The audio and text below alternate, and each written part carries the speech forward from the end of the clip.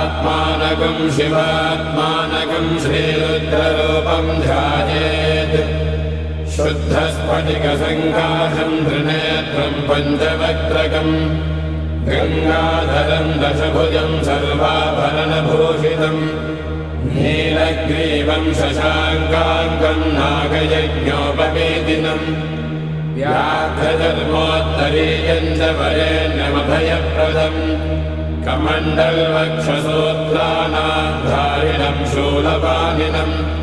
ज्वलन्तं पिङ्गलजटाशिखामद्योतधारिणम्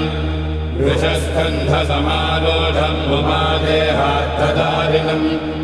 अमृतेनात्मदं शान्तं दिव्यभोगसमन्वितम् दिग्देवतासमायुक्तं सुरासुरनमस्कृतं नित्यं च शाश्वतं शुद्धं ध्रुवमक्षरमव्ययम् सर्वव्यापिनमीशानं रुद्रं वै विश्वरूपिणम् एवं ध्यात्वा द्विजः सम्यक् ततो यजनमारभेत् अथातो रुद्रस्नानार्चनाभिषेकविधिं व्याख्यास्यामः आदितयेव तीर्थे स्नात्वा उदेत्य शुचिः रजतो ब्रह्मचारी शुक्रवासादेवाभिमुखस्थित्वा आत्मनि देवता स्थापयेत् प्रजनने ब्रह्मा तिष्ठतु पादयोर्विष्णुस्तिष्ठतु हस्तयोर्हरस्तिष्ठतु बाह्वोरिन्द्रस्तिष्ठतु जठरे अग्निस्तिष्ठतु हृदये शिवस्तिष्ठतु कण्ठे वसवस्तिष्ठन्तु वक्त्रे सरस्वती तिष्ठतु नासिकयोः वायुस्तिष्ठतु नयनयोश्चन्द्रादित्यो तिष्ठेताम् कर्णयोरश्विनौ तिष्ठेताम् ललाटे रुद्रास्तिष्ठन्तु मूर्ध्नादित्यास्तिष्ठन्तु शिरसि महादेवस्तिष्ठतु शिखायां वामदेवस्तिष्ठतु पृष्ठे पिनाकी तिष्ठतु पुरतः शूली तिष्ठतु पार्श्वयो शिवाशङ्करो तिष्ठेताम् सर्वतो वायुस्तिष्ठतु ततो बहिः सर्वतोऽग्निज्वालामाला परिवृतस्तिष्ठतु सर्वेष्वङ्गेषु सर्वा देवता यथास्थानं तिष्ठन्तु मागुं रक्षन्तु ॐ अग्निर्मे वाजिश्रितः वाहृदये हृदयं मयि अहममृते अमृतं ब्रह्मणि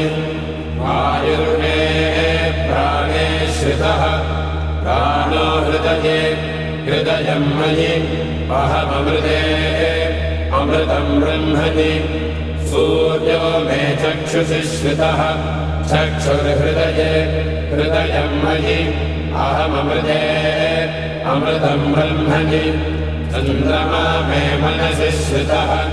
मनो हृदये हृदयं मयि अहममृते अमृतं ब्रह्मणि दिशो मे श्रोत्रे श्रिताः श्रोत्रगुं हृदये हृदयं मयि अहममृते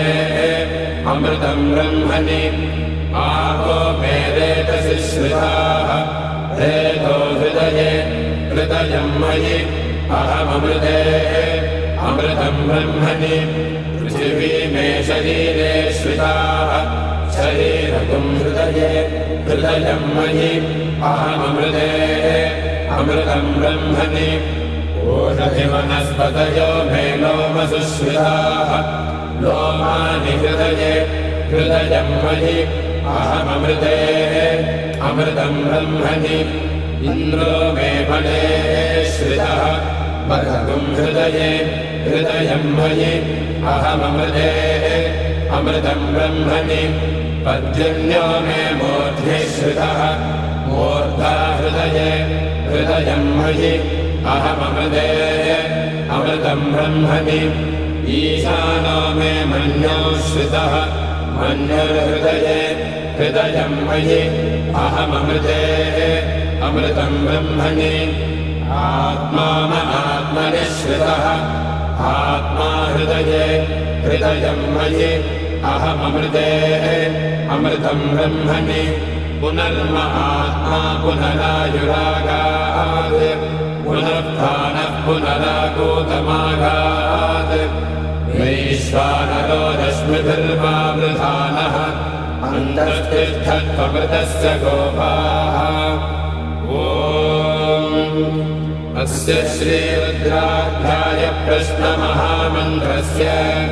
अघोरऋषिः अनुष्टुप्छन्दः सङ्गर्षणमूर्तिस्वरूपो योऽसावादित्यः परमपुरुषस्य एष रुद्रो देवता नमः शिवायेति बीजम् शिवधरायेति शक्तिः महादेवायेति कीलकम् श्रीसाम्ब सदाशिवप्रसादसिद्ध्यर्थे जपे विनियोगः ॐ अग्निहोत्रात्मने अङ्गुष्ठाभ्यां नमः दर्शपूर्णमासात्मने दर्जनेभ्यां नमः चातुर्मास्यात्मने मध्यमाभ्यां नमः निरोधमशुबन्धात्मने अनामिकाभ्यां नमः ज्योतिष्ठोमात्मने कनिष्ठिकाभ्यां नमः सर्वकृत्वात्मने करतलकरपृष्ठाभ्यां नमः अग्निहोत्रात्मने हृदयाय नमः दर्शपूर्णमासात्मने शिरसे स्वाहा चातुर्मास्यात्मने शिखायै वषट् निरोधपशुबन्धात्मने कवचाय हुम् ज्योतिष्ठोमात्मने नेत्रत्रयाय भूषट् सर्वकृत्वात्मने अस्त्राय फट् भोद्भवस्सुवरो विजितिग्रन्थः ध्यानम्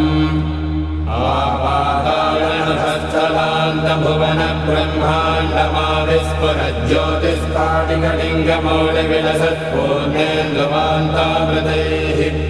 हस्तोकाप्लुतमेकमेशमनिशं रुद्रानवाकाञ्जबन्धाये दीक्षितसिद्धये ध्रुवफलं विप्रो विविन्देच्छिवम् पीठं यस्य धरित्री जलधरकलशं लिङ्गमाकाशमूर्तिं नक्षत्रं पुष्पमाल्यं गहनकुसुमं चन्द्रमन्यग्नेत्रम् कुक्षिः सप्तसमुद्रं हिमगिरिशयनं सप्तपादालपादं वेदं वक्त्रं षडङ्गं धनुदिशिवसनं दिव्यलिङ्गं नमामि ब्रह्माण्डौ व्याप्तदेहापतितहिमरुजा भासमाना भुजङ्गैः कण्ठे कालाकमद्दा कलितशशिकला दण्डकोदण्डहस्ताः रक्षा रुद्राक्षमालाः प्रकटितविभवा शाम्भवा मूर्तिभेदा रुद्रा श्रीरुद्रसूक्तप्रकटितविभवा नः प्रयच्छन्तु सौख्यम्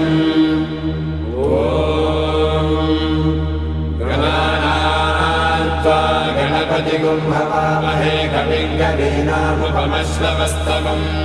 ज्येष्ठराजं ब्रह्मणां ब्रह्मणस्पत आनः शृण्वन्नोतिभिः सेदसादनम् ॐ महागणपतये नमः ॐ शंसमे मयश्च मे प्रियञ्च मे न कामश्च मे सौमनसश्च मे भद्रञ्च मे श्रेयश्च मे वस्यश्च मे यशश्च मे भगश्च मे द्रविणञ्च मे यन्ता च मे धर्ता च मे क्षेमश्च मे धृतिश्च मे विश्वञ्च मे महश्च मे संविच्च मे ज्ञात्रञ्च मे सोश्च मे प्रसोश्च मे क्षीरञ्च मे वयश्च मरुतञ्च मे मृतञ्च मे यक्ष्मञ्च मे नामयश्च मे जीवातुश्च मे दीर्घायुत्वञ्च मे नमित्रञ्च मे भयञ्च मे सुखञ्च मे शयनञ्च मे सूषा च मे सुदिनञ्च मे ॐ शान्तिः शान्तिः शान्तिः ॐ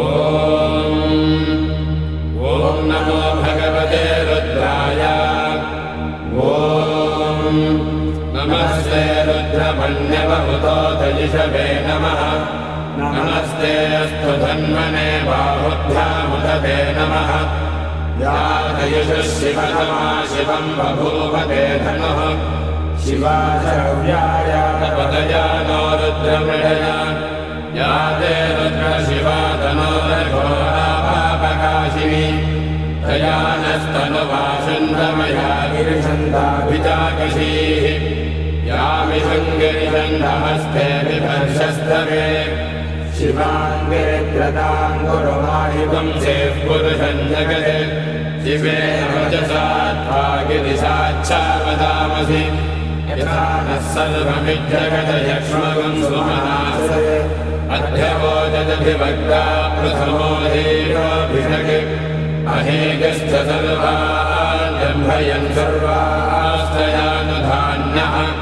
असौ यस्ताम्रो अर्णवुदभभ्रस्वमङ्गलः ये चेमागं रुद्राभितो दिक्षुश्रिता सहस्रशो वै साकुम्भेन यीमहे असौ योपसर्पतिनीलग्रीवो विलोहितः उदैनं गोपादृशन्नदृशन्नदहार्यः उदैनं विश्वाभूतानि सदृष्टो विडयादिनः नमो अस्तु नीलग्रीवाय सहस्राक्षाय मेढुके अथो ये अस्य सत्त्वानो हन्येभ्यो करन्नमः प्रमुञ्चधन्वनस्तमुभयोराग्नियोज्याम् याश्च देहस्तैषवः पराधा भगवो वप अवतत्यधनुस्त्वगुं सहस्राक्षसदे सुधे विशेर्यशल्यानां शिवो नः सुमना भव विद्यन्धनकपद्मिनो विशल्यो मानवागुम्भुत अनेशन्नशेषव आभुरस्य निषङ्गतिः या देहे धर्मे धृष्टमहस्ते बभूवते धनुः प्रयास्वान् विश्वतस्त्वमयक्ष्मया परिभुज नमस्ते अस्त्वायुधायानातदाय धृष्णवे उभाभ्यामुदते नमो बाहुभ्यान्तपधन्वने परिते धन्वनो हेतिरस्मान् प्रणक्तु विश्वतः अथो यदि श्रुतिस्तवारे अस्मन्निधेहितम् नमस्ते अस्तु भगवन् विश्वेश्वराय महादेवाय त्र्यम्बकाय त्रिपुरान्तकाय त्रिकाग्निकालाय कालाग्निरुद्राय नीलकण्ठाय मृत्युञ्जयाय सर्वेश्वराय सदाशिवाय श्रीमन्महादेवाय नमः नमो हिरण्यवाहवे सेनान्ये दिशान्तपतये नमो नमो वृक्षेभ्यो हरिकेशेभ्यः पशूनां पतये नमो नमः सस्मिञ्जनाय द्विषीमते पथीनां पतये नमो नमो वक्रुहाय विव्याधिनेन्नानां पतये नमो नमो हरिकेशायोपवीतिने पुष्टानां पतये नमो नमो भवस्य हेत्ये जगतां पतये नमो नमो रुद्राय तथा विनेक्षेत्राणां पतये नमो नमः सूताय हन्याय वनानां पतये नमो नमो रोहिताय स्थपतये वृक्षाणां पतये नमो नमो मन्त्रिणे वाणिजाय कक्षाणां पतये नमो नमो भुवन्तये वारिवस्कृताय औषधीनां पतये नमो नमः उच्चैर्घोषाय गन्धयते पद्येनां पतये नमो नमः कृत्स्नवेदाय धावते सत्त्वनां पतये नमः नमः सहमानाय निर्व्याधिनः व्याधिनीनां पतये नमो नमः खगुभाय निषङ्गिने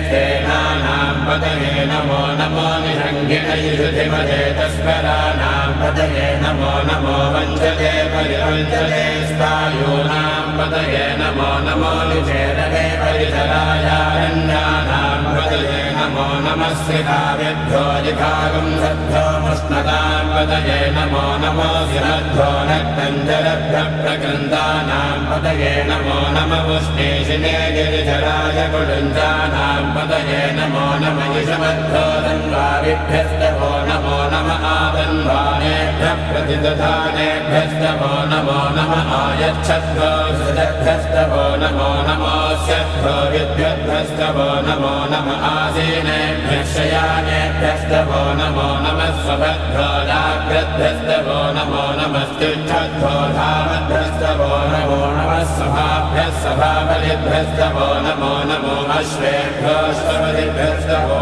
नमः नमः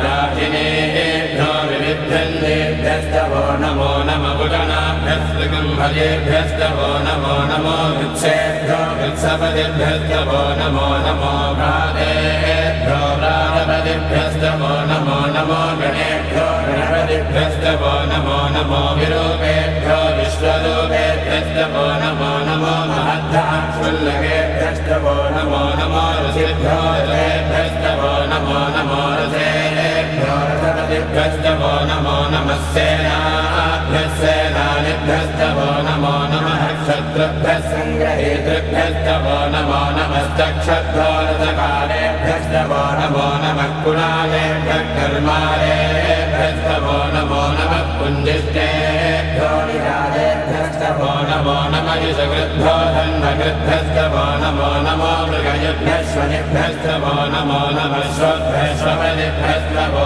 नमः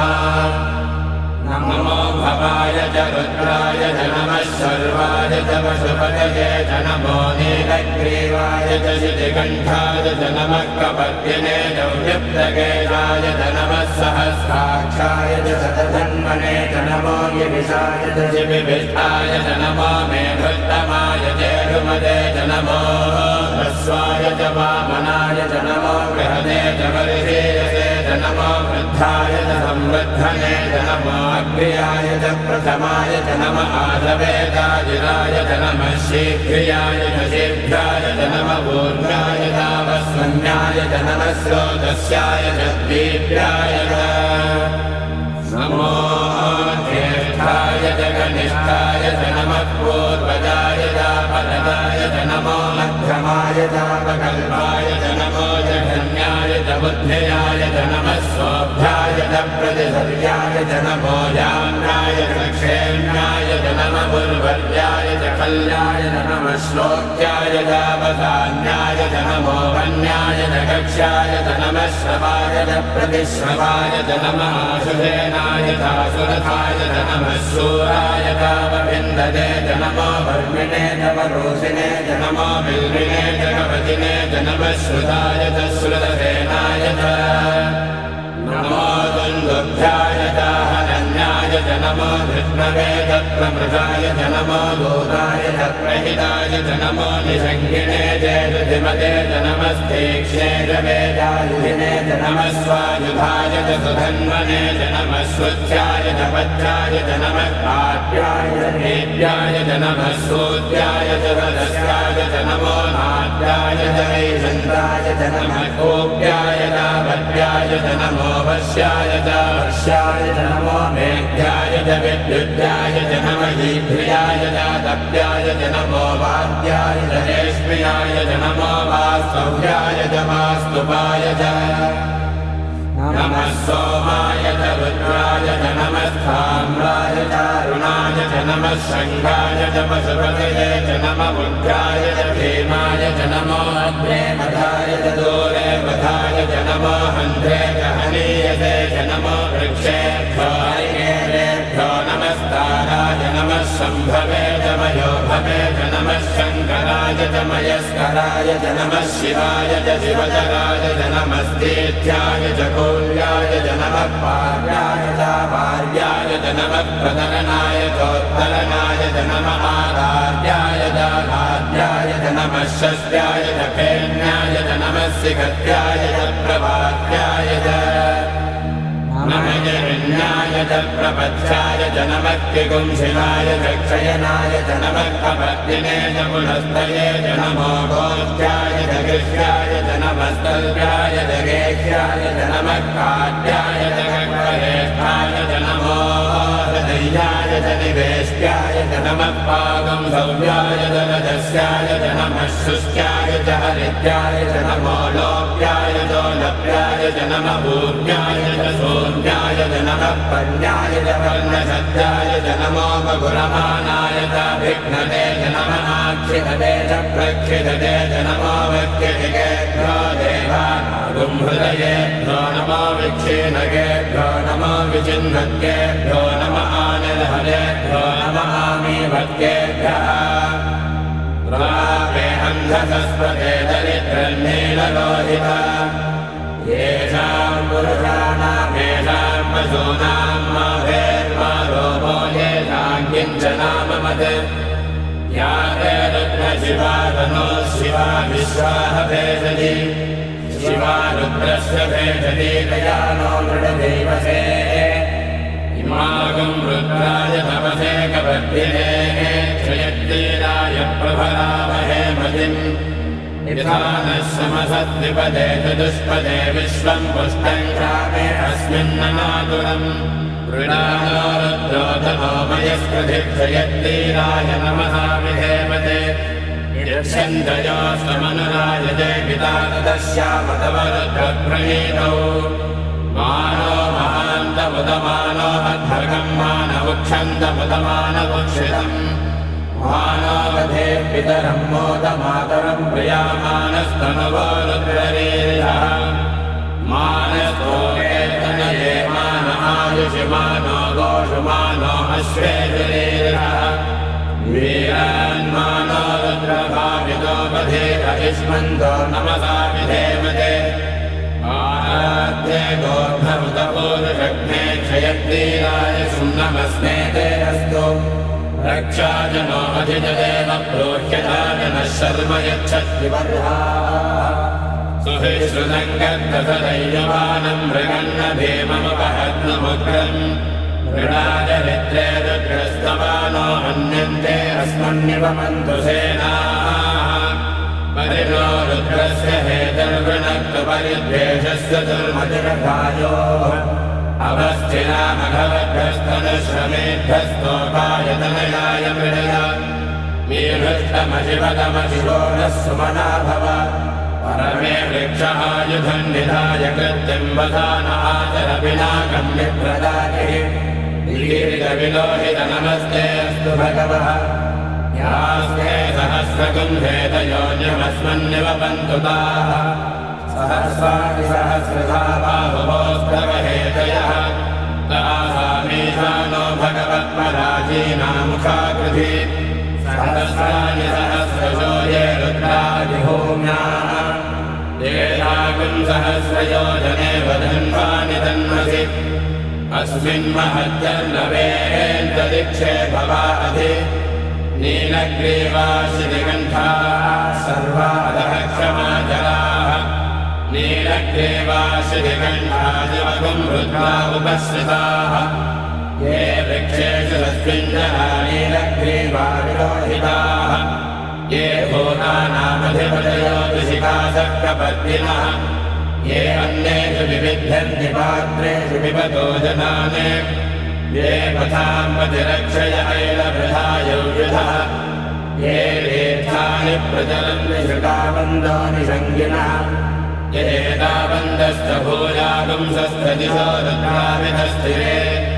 तेषागुम् सहस्रयोजने वधन्वानि तन्मसि नमो रुद्रेभ्यो ये पृथिव्याम् येऽन्तरिक्षे ये दिवि ये कामन्नम् वातो वर्षमिषमस्तेभ्यो दश प्राचे दश दक्षिणा दश प्रतीकेतगोजे एतशोद्भास्तेभ्यो नमस्ते नामृडयन्तु तेयम् विष्णो यश्च नोऽस्तिदम् वोडम्भे ददामि त्र्यम्बके यजामहे सुगन्धिम् पुष्टिवर्धनम् उर्वारुकमिव बन्धनान् मृत्योर्मुक्षीयमावृतात् यो रुद्रो अग्नौ यो अप्सु यवोषधीश यो रुद्रो विश्वाभुवनार्ये तस्मै रुद्राय नमोऽस्तु नमोऽस्तु यस्विषस्सु धन्वा यो विश्वस्य क्षेति भेजस्य इक्ष्वामहेतो मनसाय रुद्रम् नमोऽभ्यदेवमसुरन्द्रस्य अयम् मे हस्तो भगवान् अयम् मे भगवत्तरः अयम् मे विश्वभेदयो यगुम् शिवाभिमर्जनः एते सहस्रमयुतम् पाशामृत्यो मध्याय हन्तवे तान् यज्ञस्य मायया सर्वानवयजामहे मृत्यवे स्वाहा मृत्यवे स्वाहा ॐ नमो भगवते रुद्राय विष्णवे मृत्युर्मे पाहि प्राणानाम् ग्रन्थिरसि रुद्रो मा विश्वान्तकः तेनान्येनाप्यायस्व ॐ शान्तिः शान्तिः शान्तिः अग्ना विष्णो सजोषसे मामद्धन्तु वाङ्गिरः युम्ने वाजेभिरागतम् वाजश्च मे प्रसवश्च मे प्रयतिश्च मे प्रसिद्धिश्च मे मे स्वरश्च मे श्लोकश्च मे श्रावश्च मे श्रुतिश्च मे ज्योतिश्च मे सुतश्च मे प्राणश्च मे पाणश्च मे ध्यानश्च मे सुश्च मे चित्तञ्च महाधीनञ्च मे वाक्च मे मनश्च मे चक्षुश्च मे श्रोत्रञ्च मे दक्षश्च मे बलञ्च महोदश्च मे सहस्रम आयुश्च मे जलाजम आत्मा च मे धनुश्च मे जन्म च मे वर्म च मे गानि च मे स्थानि च मे परोगंसि च मे शरीराणि च मे ज्येष्ठञ्च महाधिपत्यञ्च मे मन्यश्च मे भामश्च मे वश्च मे भश्च मे रेमा च मे महिमा च मे भजिमा च मे प्रसिमा च मे भस्मा च मे प्रादुया च मे वृद्धं च मे वृद्धिश्च मे सत्यं च मे श्रद्धा च मे जगश्च मे धनं च मे वशश्च मे कृषिश्च मे क्रीडा च मे मोदश्च मे जातं च मे जनिष्यमानं च मे सूक्तं च मे सुकृतं च मे वित्तं च मे वेद्यं च मे भूतं च मे भविष्यश्च मे सुखं च मे सुवधं च मरुद्धं च मरुद्धिश्च मे कृतं च मे कृत्तिश्च मे मतिश्च मे सुमतिश्च मे सञ्च मे मयश्च मे प्रियञ्च मे कामश्च मे कामश्च मे सौमनसश्च मे भद्रञ्च मे श्रेयश्च मे वस्यश्च मे यशश्च मे भगश्च मे प्रवीणञ्च मे यन्ताच मे भक्ताच मे क्षेमश्च मे धृतिश्च मे विश्वञ्च मे महश्च मे संविच्च मे ज्ञात्रञ्च मे सोश्च मे प्रसोश्च मे श्रीरञ्च मे लयश्च मरुतञ्च मे मृतञ्च मे यक्ष्मञ्च मे नामयश्च मे जीवातश्च मे दीर्घायुत्रञ्च मे नमित्रञ्च मे भयञ्च मे सुगञ्च मे शयनञ्च मे शोषा च मे सुजनञ्च मे ऊर्च मे सुहृदा च मे भयश्च मे रसश्च मे घृतञ्च मे मधुश्च मे सख्यश्च मे सतेजश्च मे कृषिश्च मे वृष्टिश्च मे नेत्रञ्च मौद्धत्यञ्च मे रजिश्च मे रायश्च मे पुष्पञ्च मे पुष्टिश्च मे विभुज मे प्रभुज मे बहुज मे भूयश्च मे पूर्णञ्च मे पूर्णतरञ्च मे क्षितिश्च मे भूयवाश्च मे नञ्च मे क्षुश्च मे व्रीहयश्च मे यवाश्च मे माषाश्च मे धिराश्च मे मुद्राश्च मे खल्वाश्च मे गोधूमाश्च मे वसुराश्च मे प्रियङ्गवश्च मे नवश्च मे श्यामाकाश्च मे नीवाराश्च मे अश्माश्च मे मृत्तिकाश्च मे गिरयश्च मे पर्वताश्च मे सिकताश्च मे वनस्पतयश्च मे हिरण्यञ्च मे यश्च मे शेषञ्च मे तपुश्च मे श्यामञ्च मे लोहञ्च मे अग्निश्च महापश्च मे विरुधश्च महोषधयश्च मे कृष्णपक्षञ्च मे कृष्णपक्षञ्च मे ग्राम्याश्च मे पशवहारण्याश्च यज्ञेन कल्पन्ता वित्तञ्च मे विद्युश्च मे भूतञ्च मे भूतिश्च मे वसुच मे वसतिश्च मे कर्मच मे शक्तिश्च मेऽर्थश्च मयेमश्च मयितिश्च मे गतिश्च मे अग्निश्च मयिन्द्रश्च मे सोमश्च मयिन्द्रश्च मे सविता च मयिन्द्रश्च मे सरस्वती च मयिन्द्रश्च मे पूषा च मयिन्द्रश्च मे बृहस्पतिश्च मयिन्द्रश्च मे मित्रश्च मयिन्द्रश्च मे वरुणश्च मयिन्द्रश्च मे त्वष्टा च मयिन्द्रश्च मे धाता च मयिन्द्रश्च मे विष्णुश्च मयिन्द्रश्च मे श्विनो च मयिन्द्रश्च मे मरुदश्च मयिन्द्रश्च मे विश्वे च मे देवा इन्द्रश्च मे पृथिवी च मयिन्द्रश्च मेऽन्तरिक्षं च मयिन्द्रश्च मे द्यौश्च मयिन्द्रश्च मे दिशश्च मयिन्द्रश्च मे मूर्धा च मयिन्द्रश्च मे प्रजापतिश्च मयिन्द्रश्च मे पुंसश्च मे रश्मिश्च मे दाभ्यश्च मे धिपतिश्च महुपापुंसश्च मे कल्यापश्च महेन्द्रवायवश्च मे वैश्वावरुणश्च महाश्विनश्च मे प्रतिप्रस्थानश्च मे शुक्रश्च मे मन्त्री च महाग्रजनश्च मे वैश्वदेवश्च मे ध्रुवश्च मे वैश्वानरश्च मरुदग्रहाश्च महेन्द्राग्नश्च मे वैश्वदेवश्च मे मरुत्तदीयाश्च मे माहेन्द्रश्च महादित्यश्च मे सावित्रश्च मे सारस्वतश्च मे भूष्णश्च मे वाग्देवतश्च मे हारिलोचनश्च मे विद्मश्च मे बर्हिश्च मे वेदिश्च मे धिष्णियाश्च मे श्रुतश्च मे तमसाश्च मे श्रावानश्च मे स्वरवश्च महुपरवाश्च मे धिषवनेच मे द्रोणकलशश्च मे वायव्यानिच मे भूतभृच्च महाधवनीयश्च महाग्नेन्द्रञ्च मे हविर्धानञ्च मे गृहाश्च मे सदश्च मे पुरोणाशाश्च मे पददाश्च मे बभृतश्च मे स्वगाकारश्च मे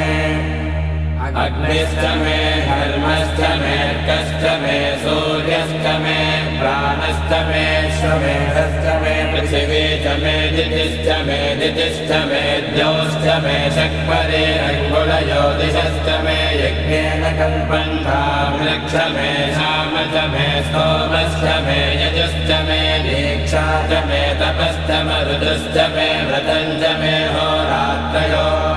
दृष्ट्या बृहद्रतन्तरे च मे यज्ञेन कल्पेता गर्भाश्च मे वत्साश्च मे द्रविश्च मे द्रवीच मे दिव्यवाच्च मे दिव्यौहे च मे पञ्चाविश्च मे पञ्चावीच मे त्रिवत्सश्च मे त्रिवत्साच मे तुर्यवाच्च मे तुर्यौहे च मे पष्ठवाच्च मे पष्ठौहे च ममुक्षा च मे वशा च मरुणभश्च मे देहश्च मे धन्वाञ्च मे धेनुश्च महायुर्यज्ञेन कल्पतां प्राणो यज्ञेन कल्पताम् अपानो यज्ञेन कल्पतां व्यानो यज्ञेन कल्पतां चक्षुर्यज्ञेन कल्पतां श्रोत्रयज्ञेन कल्पतां मनो यज्ञेन कल्पतां वाग्यज्ञेन कल्पताम् आत्मा यज्ञेन कल्पतां यज्ञो यज्ञेन कल्पताम् एकाच मे तिस्रश्च मे पञ्च च मे सप्त च मे नव च मयेकादश च मे त्रयोदश च मे पञ्चदश च मे सप्तदश च मे नवदश च मयेकविंशतिश्च मे त्रयोविंशतिश्च मे पञ्चविंशतिश्च मे सप्तविंशतिश्च मे नवविंशतिश्च मयेकत्रिंशच्च मे त्रयस्त्रिंशच्च मे चतस्रश्च मे मे द्वादश च मे षोडश च मे विंशतिश्च मे चतुर्विंशतिश्च मे अष्टाविंशतिश्च मे द्वात्रिंशच्च मे षट्त्रिंशच्च मे चत्वारिंशच्च मे चतुश्चत्वारिंशच्च मे अष्टाचत्वारिंशच्च मे वाजश्च प्रसवश्चाभिरश्च क्रतुश्च सुभश्च मूर्धानव्यस्तेयश्चान्ध्यायनश्चान्त्यश्च भुवनश्च भुवनश्चाधिपतिश्च इदादेवहोर्मनुर्यज्ञे बृहस्पतिवृद्धामदानि सगुंसिषद्विश्वे देवासोक्तवाचः पृथिविमातर्मामाहिगुंसेर्मधुमनिष्ये मधुजनिष्ये मधुवक्ष्यामि मधुवदिष्यामि मधुमदेन् देवेभ्यो वाचमद्याजगं शुश्रूषेण्यामनुष्येभ्यस्तम्मा देवा अवन्त शोभाये